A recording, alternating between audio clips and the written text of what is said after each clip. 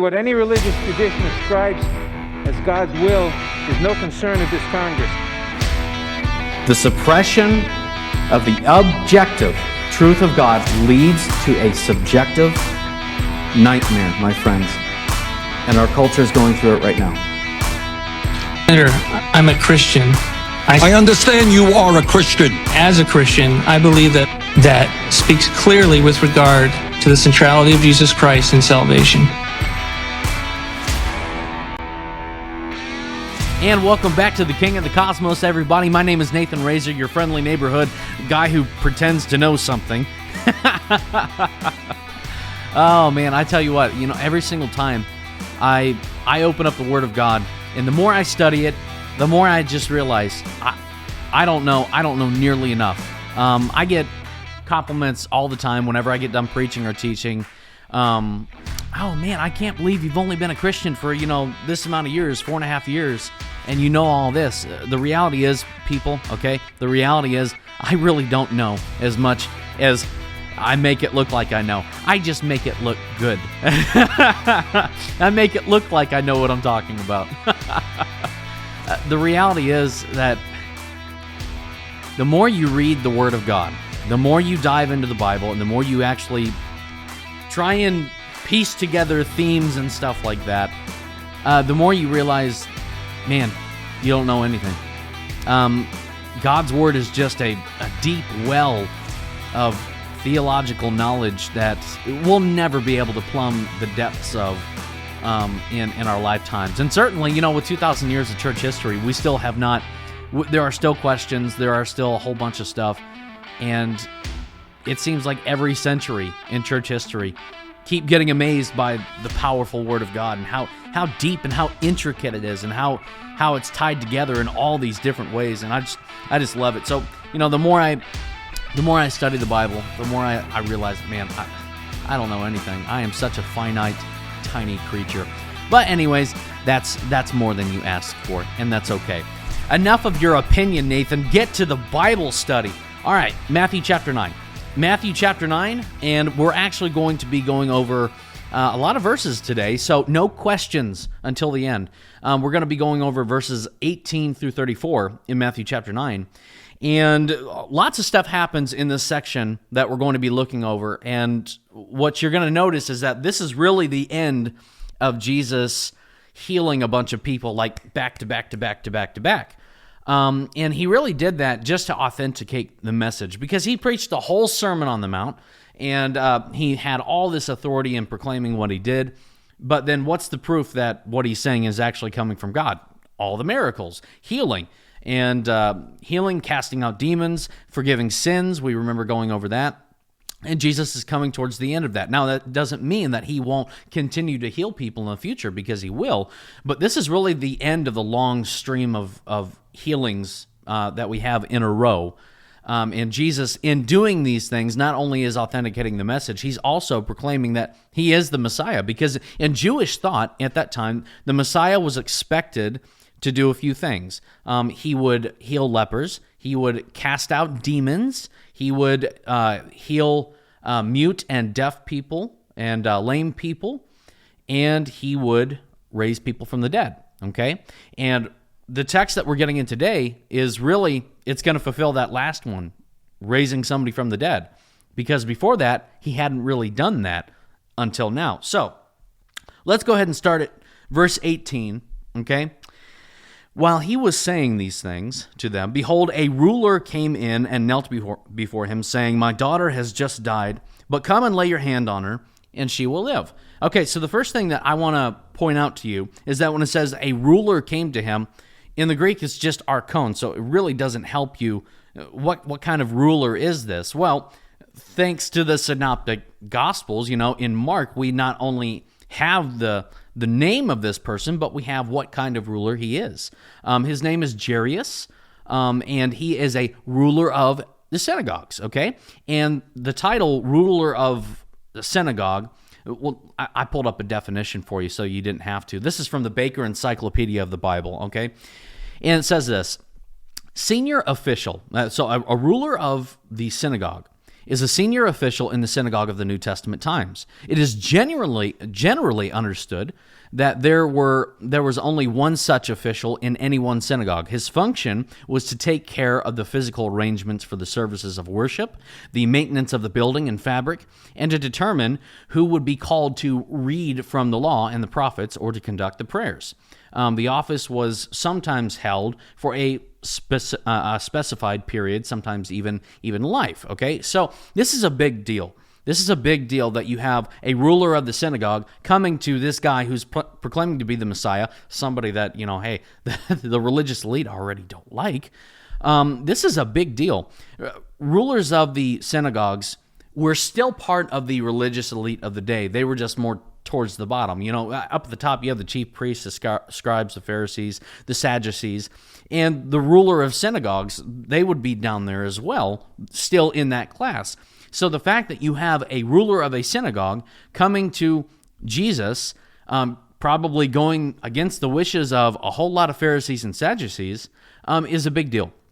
And he comes to Jesus in full faith, knowing that he can accomplish what he wants him to do, and that is go back to his house, heal his daughter. But before we get to that, there's some interesting language going on here in the text, okay? In verse 18, when it said that the ruler came in and knelt before him, it said he knelt before him. Now, in the Greek, I want to pull this up on the screen for you so that we know what we're looking at, and that I'm not just making stuff up. Okay, so this word right here, knelt. Okay, knelt right here is proskuneo. Okay, proskuneo, and as you can see, it means to worship, to do reverence, to fall down, to make obstinence. It's all centered around worship. Now, I'm a big fan of the ESV. I love the ESV. I really do. It is my favorite translation, and that is not because it's an unresearched position. I do love the ESV because it makes sense in a lot of areas. That does not mean that it's without its faults. It does have its faults, and I don't like how it was just translated here as he came and knelt before him, because there's a completely different Greek word for knelt, and that word is gunopateo, okay, to kneel down before. That's not what's going on here. The word proskuneo is being used, and I love how Greek is a very specific language. If you want to communicate something to where there's almost no doubt what you're trying to communicate, I mean, Greek's the language. It really is. We are so blessed to have the New Testament written in Greek. We know what's going on here. This ruler of the synagogue is worshiping Jesus. He's bowing down in worship and submission to Jesus. And this is not the first time that this has happened. The wise men at the beginning of Matthew chapter 2, remember, they worshiped Jesus. And even to the effect of, King Herod, Herod the Great was saying, well, hey, why don't you tell me where he is, and I'll come worship him with you. Later on, this would continue. Matthew chapter 14, when Jesus calms another storm, and it said that the disciples worshipped him. And there's tons of occurrences of this going throughout the Gospels. Now, question, okay? Question. What was the first commandment, okay? In the Torah and the law of God, what was the first commandment, okay? And don't worry, you don't have to, I'll read it for you. You're lucky, I love you. Exodus chapter 20, verse 1, okay? And God spoke all these words saying, I am the Lord your God. And remember, when it says capital L-O-R-D in all caps, that means God's name is being used. I am the Lord your God, Yahweh your God, who brought you out of the land of Egypt, out of the house of slavery. You shall make no other gods before me. You shall not make for yourself a carved image or any likeness of anything that is in heaven above, or that is on the earth beneath, or that is under in the water under the earth. Now, that very much in plain language tells all about how God doesn't like anyone or anything getting worship outside of himself. Jesus would confirm this in Matthew chapter 4 when he's being tempted by the devil. He quotes Deuteronomy chapter 6, verse 13, and he says, Begone, Satan, for it is written, you shall worship the Lord, Yahweh, your God, and him only shall you serve. Okay? Worship to Yahweh is a very exclusive thing, okay? And so when we get to passages like this, like in Matthew chapter 9, where we are in verse 18, and all of a sudden worship is being given to somebody who is a human being, well, what's going on here, okay? Is this just another God, or is he only a man? What is the only way that this makes sense, is what I'm getting at. It only makes sense, not if he is another God, because that's still idolatry. It only makes sense if Jesus is Yahweh. And we know that indeed he is, because the name Yahweh is given to the Son, it's attributed to the Father, it's attributed to the Spirit in the New and Old Testaments, okay? In Isaiah chapter 42, God will say, I am Yahweh, that is my name, I give my glory to no one else. So he either means that or he doesn't, okay? The only way that kind of thing is resolved is if Jesus, the Son of the Father, is indeed Yahweh, in the same way that the Father is Yahweh, in the same way that the Spirit is Yahweh. This is the wonderful nature of the triune nature of God. There we go. I got it ready for you, This is the wonderful nature of the Trinity that has been believed for the vast majority of church history. Okay, this is in the realm of orthodoxy. This is what Christians believe, that God exists in three persons who are co-equal and co-eternal with one another, namely the Father, the Son, the Holy Spirit. One God, one name, Yahweh, not three gods, not one God who puts on different masks, but three persons within the one being. Now, I'd love to make this into a more theological study today. I'm not going to. I have been asked before, more content on the Trinity, and I'm going to do some sort of episode strictly on the Trinity. But in the meantime, okay, if you want to do some more study for yourself on what the Trinity is, if you want something from the church, here's this, okay, The Timeless Trinity by Roy Lanier Sr., okay? I met his son, Roy Lanier Jr., at the Southeast Institute of Biblical Studies, the school there in Karnes, Tennessee, and his grandson-in-law, who was one of my instructors. It's a good book. It is. Sometimes it's drawn out. I do like it, but it's not my favorite. Just if you wanted something from the church to study, something outside of the churches of Christ, okay, The Forgotten Trinity. I've read this thing, and I'm on my way, my second way through this, The Forgotten Trinity by James White. It really is just fantastic. And if you want a simple, easy to understand way on how to break down the Trinity and understand it, that's it right there. Now, I bring that up, and I always want to bring up stuff about the deity of Christ, because it is so absolute. It is a part of Christianity. If, in my opinion, no, not even in my opinion, stronger than that, in what the New Testament says, if you take out the deity of Christ, you don't have Christianity. You really don't. Because you don't have the forgiveness of sins, because Jesus could not have lived perfectly. You don't have justification, the righteousness imputed to us, because he couldn't have lived perfectly, again, in righteousness. So many problems happen when you don't have the deity of Christ. So I always like to cover that stuff, because it really is it's one of my favorite subjects. I love the deity of Christ. The whole concept of God becoming a man for us, okay? Not leaving his deity behind, okay? That would be impossible. He became God and man at the same time. I love that so much. And I hope that you're wowed by that just as much as I am. So, anyways, we're still in verse 18, and we got to get to verse 34. Okay. While he was saying these things, behold, a ruler came in and knelt before him, saying, "My daughter has just died, but come and lay your hand on her, and she will live." And Jesus rose and followed him with his disciples. And behold, a woman who had suffered. So they're going over to Jairus' house right now, this ruler of the synagogue. And this woman comes up. Behold, a woman who had suffered a discharge of blood for 12 years came up behind him and touched the fringe of his garment. So, first of all, let's break down what's going on here. This discharge of blood that this woman is having, that's just a kinder way of saying menstrual blood. She's been bleeding for 12 years.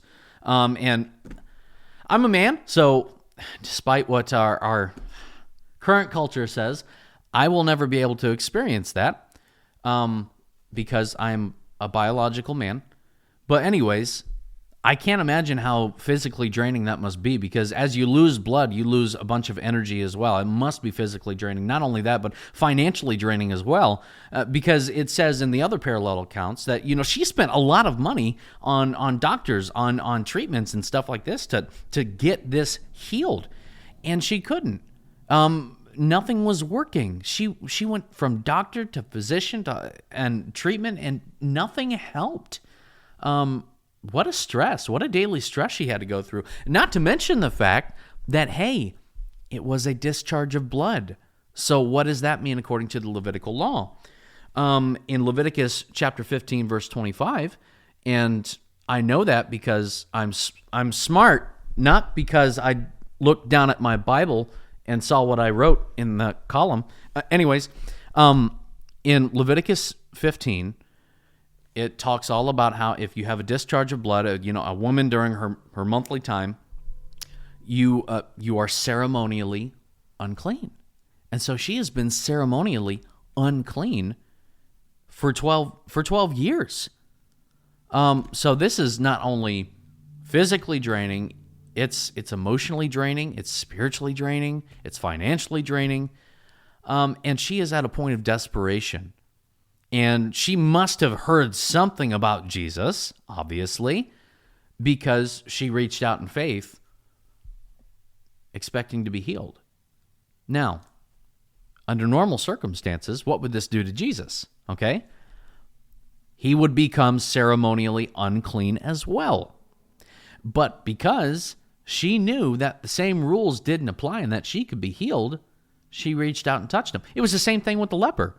Jesus physically touched a leper, and instead of his uncleanness being transferred to Jesus, Jesus' purity healed him, and he wasn't unclean. Both were clean.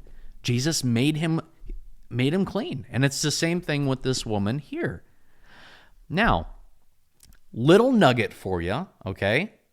It says that she reached out and touched the fringe of his garment, okay? What's the fringe of his garment? Jesus was a faithful Jew. Jesus followed the law of God. He had to in order to make himself sinless and righteous, okay? He had to do that, even down to the little bits of the law that were required of him. The fringes here actually come from Numbers chapter 38, okay? And I want to bring that up for you as well. As soon as I pull you up, just be patient with me, okay? Just be patient with me. Oh, I'm messing up. Numbers 15:38, okay? Speak to the people of Israel and tell them to make tassels on the corners of their garments throughout their generations, and to put a cord of blue on the tassel of each corner. And it shall be a tassel for you to look at. And remember all the commandments of the Lord, to do them, not to follow after your own heart and your own eyes, which you are inclined to whore after. I've gotta love sometimes. If you're from the North, then you automatically know that we are more blunt people than our brothers and sisters in the South. Okay, we don't beat around the bush. We just kind of say what we're thinking and what point we're trying to get to, and we get it right away. That's why I love passages like that. When God he's very straightforward. You're inclined to follow after your own heart, and you're inclined to whore after them. So you need to have this reminder of my commandments, which is a tassel. So, Jesus was a faithful Jew. And that means he even wore the tassels that were required of him under the law of God. Now, these same tassels, of course, Jesus would condemn the Pharisees for elongating those tassels because it was special adornment and to make people look at them, oh, look at how righteous I am and everything like that. Jesus completely attacks the whole external mindset in terms of worship to God. But he had these tassels. And she reached out and she touched these tassels, okay? And it healed her. Because of her faith, it healed her. Jesus turned, verse 22, and seeing her, he said, "Take heart, daughter, your faith has made you well." And instantly, gotta love that word, instantly the woman was made well. Very important. Instantly. I bring this up in conversation every once in a while in Wednesday night, how, faith healers today will say, well, you'll get better soon. God has healed you, but you'll get better soon. Or, hey, I made your leg longer or something like this. And go to therapy and you'll be all right. If you're claiming the power of God to heal people, then it's done instantaneously. There is no wait time. There's no buffer, okay? There's nothing like that. It's done right there, right then. And she, because of her faith, she was healed. She believed that Jesus could do it. Now, remember, that was just a side thing that happened on the way to Jairus' house to go heal his daughter. Verse 23, and when Jesus came to the ruler's house and saw the flute players and the crowd making a commotion, he said, "Go away, for the girl is not dead, but sleeping." And they laughed at him. Okay, now, question comes up in verse 23 that not a whole lot of people know about. Why are there flute players and people making a commotion? What is that all about? In first century culture with one second. I was debating on if I should keep talking or just take my sip. I'm a guy. I can't do two things at once. Okay, so. But anyways, in first century Jewish culture, in order to express that you were mourning and you were sorrowful, you would hire professional mourners. You would hire people to play sad music for you and hire people to come in and weep and wail out loud over your deceased loved one or what was going on. Normally it's deceased people.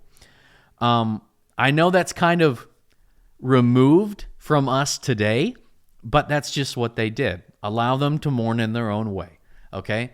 But that's what was the culture at that time. You paid people to mourn for you, to show everybody I'm in pieces. And just like the religious elite of the day, even in this aspect, which, by the way, is not commanded anywhere in the law of God. That's just something that you had the liberty to do. God never commanded that you had to go ahead and have mourners or anything. That's just, he gave people the liberty to do that. But with the religious elite, they had to regulate that as well. Did you know that in the Mishnah, in Ketaboth 4:4, I hope I'm pronouncing that right, Ketaboth chapter 4, verse 4, Rabbi Judah says, "Even the poorest man in Israel should not hire fewer than 2 flutes and 1 professional wailing woman." So even in mourning, you still had these people that were not speaking by the commandments of God. They were speaking by the traditions of man, regulating even your mourning and how you were to do that. Hiring professional mourners. You had to have at least 2 and at least 1 professional wailing woman. Do you think God cared about that at all? No, he didn't. He did not care about that. If that's how you chose to express your mourning, then do it. But he didn't care about any of this, okay? How you expressed it. But you have the religious elite regulating it.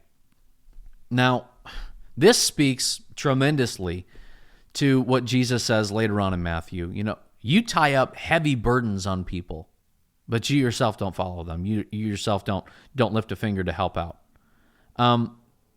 They do they did tie up heavy burdens on people's backs if you wanted to be a faithful Jew.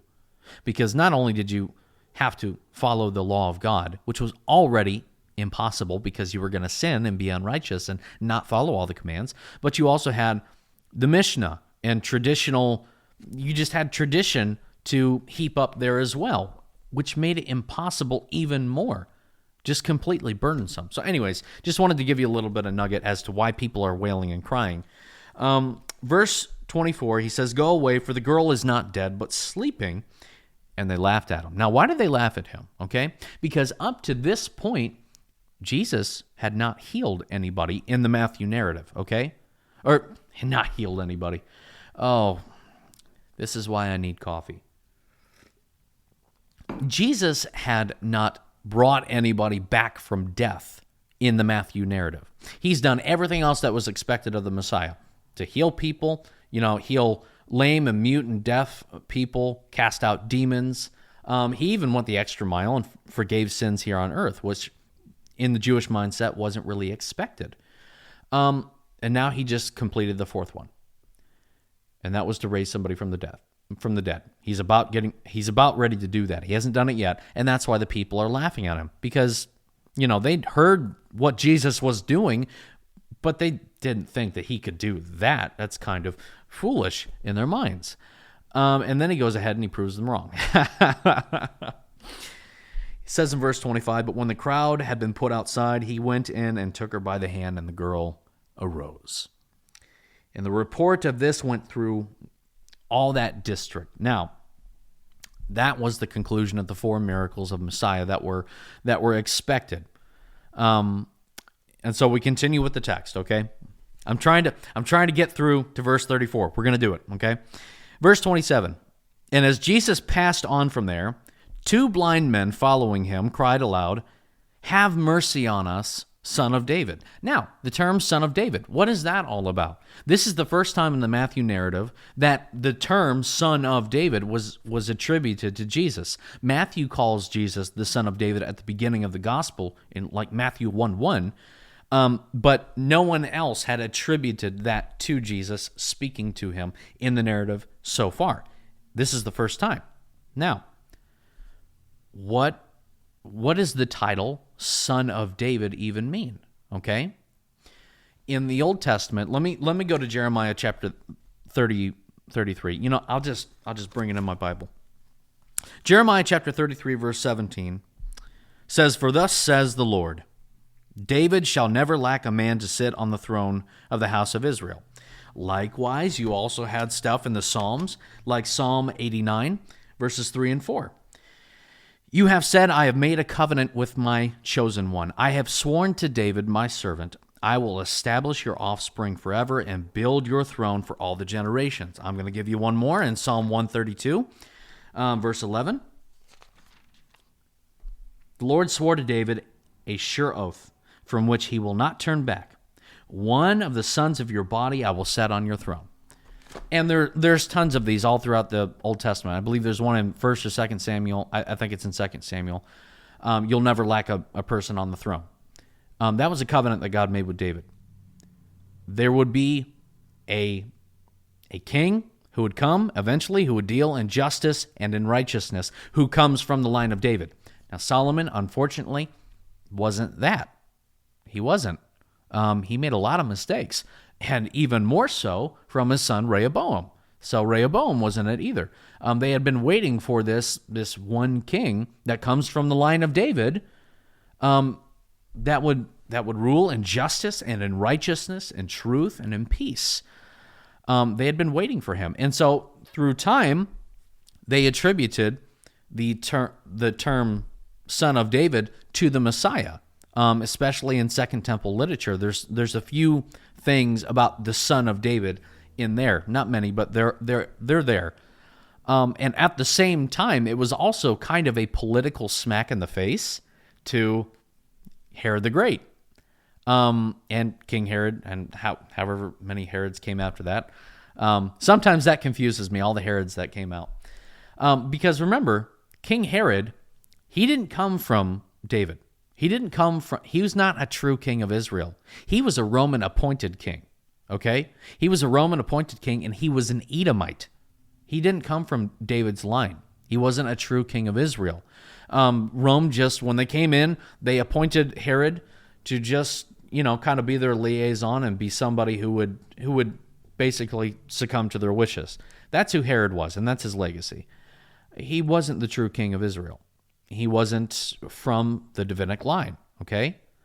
So when people would toss around the term son of David in expectation of the Messiah, what they were smacking somebody in the face really quick, kind of a side recognition that the king we have right now is not the true king of Israel. And they knew that. Jesus is. And thus the importance of the genealogy in the beginning of the book. If you remember, a while ago, we covered the genealogy and the importance therein. So the term son of David is a messianic one. And I wanted to just cover that really quick. Now, verse 28, when he entered the house, the blind men came in to him, and Jesus said to them, "Do you believe that I am able to do this?" They said, "Yes, Lord." Then he touched their eyes, saying, "According to your faith be it done to you." Now, something that is popular today. The assumption is that, Jesus, God in flesh, does not have the ability to do something without your faith. My friends, that is simply not true. That disregards and it diminishes the power and the sovereignty of God. That's simply not true. He uses belief as a requirement to do something, but the fact that God can do something whether you believe it or not, that's just God, okay? God requires faith. He requires belief, but God's power is not dependent on belief, because that would put man in some way or shape or form in control over God. And that is not true. That simply is not true. Jesus is, when he says, "Let it be done according to your faith," it's more of in response to your faith instead of by proportion of your faith. Or your faith has allowed me to have the power to heal you. That's not what's going on. It's all just a reaction. It's in response to your faith. And the men are to be commended for this. Okay. And their eyes were opened, and Jesus sternly warned them, "See that no one knows about it." But they went away and spread his fame throughout all that district. Verse 32. As they were going away, behold, a demon-oppressed man who was mute and brought to him. And when the demon had been cast out, the mute man spoke, and the crowds marveled, saying, "Never was anything like this seen in Israel." But the Pharisees said, "He cast out demons by the prince of demons." I hate even reading that statement out loud. But they said in verse 33, "Nothing like this has ever been seen before in Israel." And they're right. Nobody had done miracles back to back to back to back to back to back like Jesus had done. And on top of that, no one had cast out demons before. There's no record in the Old Testament of somebody casting out demons. There are some mentions of demons in Second Temple literature, and some reference in ancient rabbi works about how to cast out demons. Where do you get that from unless you had an encounter from them? But there's nothing in the Old Testament that talks about a prophet ever casting out a demon. Jesus is the first one. He's the first one, and I believe that's on purpose.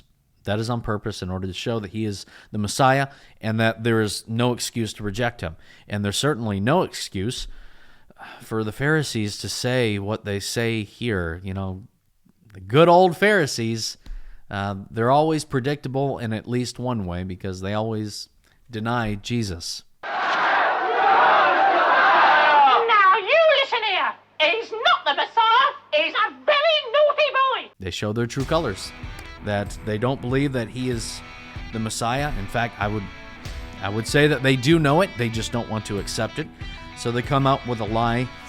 He cast out demons by the prince of demons. This is not going to be the last time that the Pharisees suggest something like this. Jesus will even go on to respond to that claim in a very, very severe way. That still, man, it makes me sweat, makes me scared just reading the text today. We have nothing to worry about about it today, but we'll get to that in time. Just hold on. Stop rushing. We'll get there, okay? In the meantime, we made it through verse 34. We sure did. And next time, we're going to talk about verses 35 through chapter 10, verse 4, okay? And we're going to talk a lot about the apostles. We're going to talk a lot about the disciples that are listed, what happened to them in church history according to church history and stuff like that. That'll be a fun episode. So I hope that today's lesson has blessed you. Please go ahead and like it and then share it to people so that, hey, maybe they can be blessed by the guy who thinks he knows something. Oh boy. Well, love you all. Take care. Have a good day. I'll see you Sunday.